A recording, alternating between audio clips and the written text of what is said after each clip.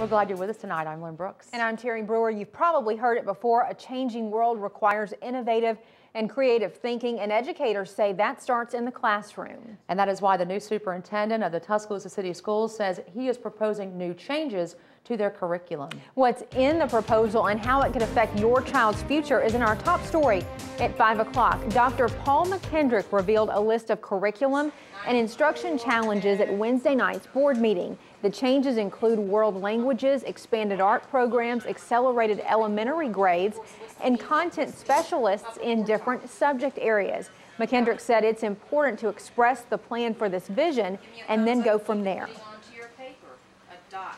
What we basically would like to do is avail ourselves to the resources and the courses for our kids that basically regenerate our system. We talked about and used the word renaissance, and that's what we like to do because we have the resources, we have the commitment, we've got the people who want to do this. Here's a closer look at some of Dr. McKendrick's proposal. The content specialists would be in math, reading, science, and social studies.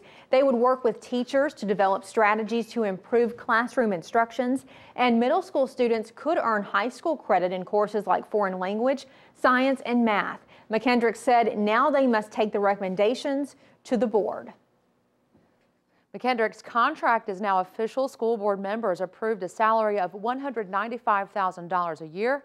McKendrick's contract runs through August 31st, 2016 and includes a benefits package which has 10 additional vacation days and a $300,000 life insurance policy also included in the contract, $4,000 for membership fees to civic and professional associations, $10,000 for moving expenses, and $7,200 automobile allowance.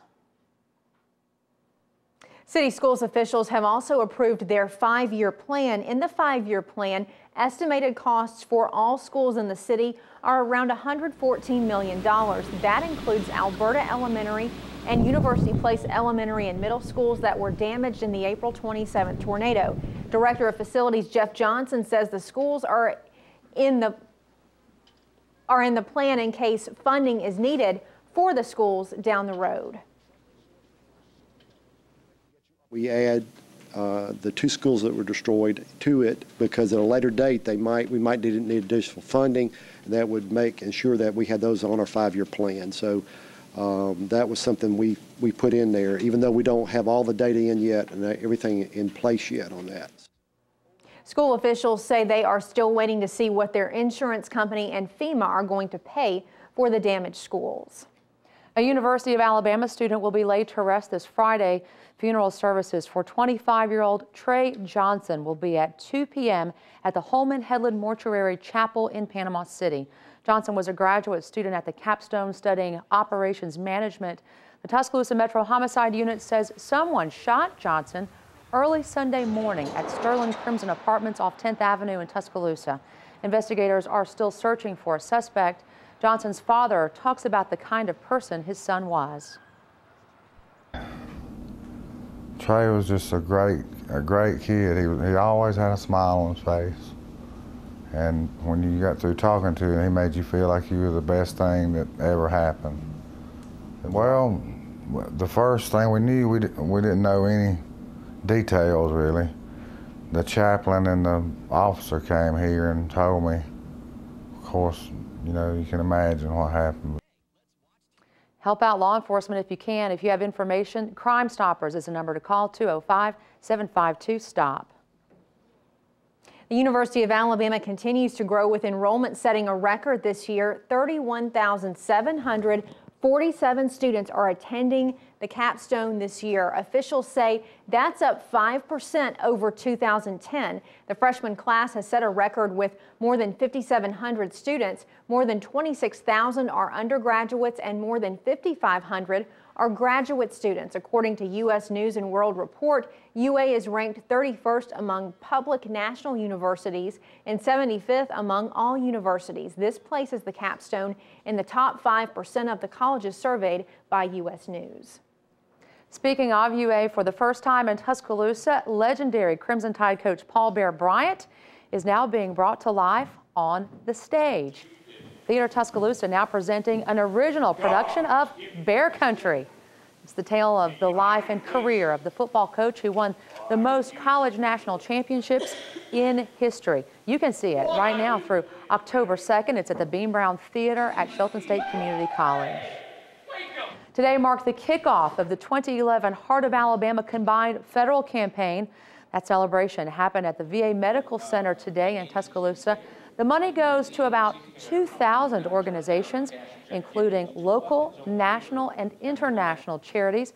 Last year, the campaign raised more than $1.1 million.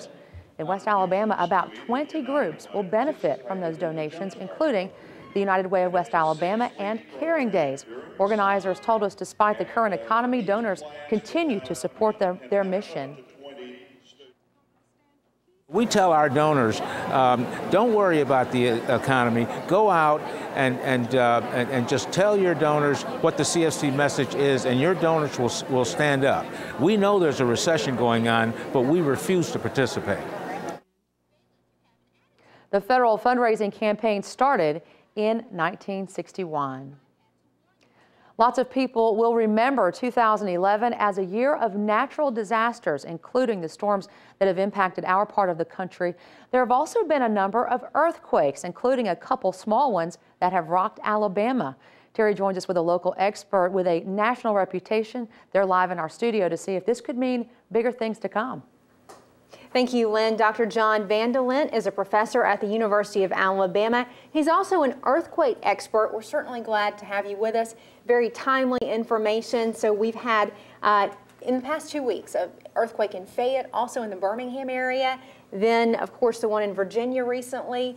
Is this out of the ordinary at all? Well, it's very nice to be here, and it's actually not that out of the ordinary worldwide. What we're seeing is maybe a slight increase in an area that we notice, and so it may seem that way, but statistically speaking, it's fairly normal to have these smaller earthquakes. Really, the largest earthquake that occurred in Alabama was in 1916 in the magnitude 5 range, and so we wouldn't expect anything much larger than that in the near future. Now, there is a pretty significant fault line near us. Tell us about that. Yeah, there's a fault line actually up in Tennessee, the New Madrid zone, and that actually produced one of the largest earthquakes in the U.S. except for Alaska, and that was a magnitude 8.1 and an 8.3 back about 200 years ago. The catch with this particular fault zone is that it's very long recurrence rate, we call it. So it only occurs every 200 or 300 years. They don't really know because there's not that much data. We have basically one data point.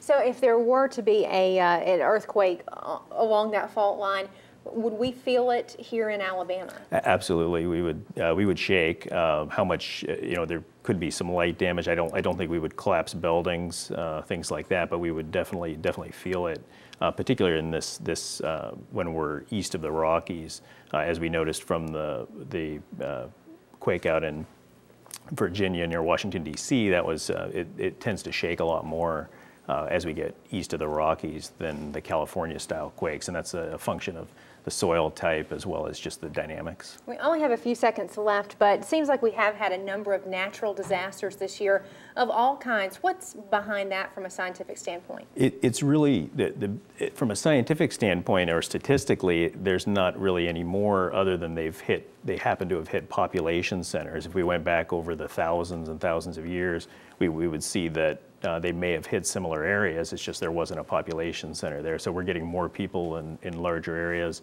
We're getting an increase in, I get it every time there's an earthquake. I get it on my BlackBerry within seconds, and so we're seeing. So we know about it now. I'm Dr. John Vandelent from the University of Alabama. Thank you so much for being with us to explain some of this. Thank you, Lynn.